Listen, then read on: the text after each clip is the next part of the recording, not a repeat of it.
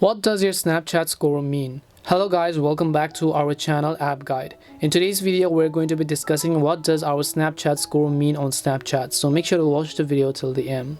So when you open up your Snapchat application and then you simply tap on the profile icon or your Bitmoji profile, here you'd still be able to see a number of letters, right? And this number right over here is basically our Snapchat score.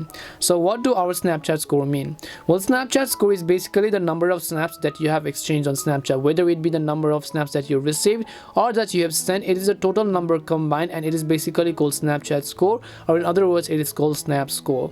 So currently you can see I have 4,172 snaps sent and received. In which case my Snap score is 4,172, and it also says me that your Snapchat score increases with each snap you send and receive. The more you send, the more you actually increase, and the more you receive, the more it get increased as well. So I have only sent actually 383 snaps and I have received 3,778 snaps on my Snapchat account, which is basically why my Snapchat score is over 4,000. But at least this video cleared the confusion as to what the Snapchat score really means. We hope the video was really helpful, and if it did help you, make sure to leave a like and subscribe to our channel.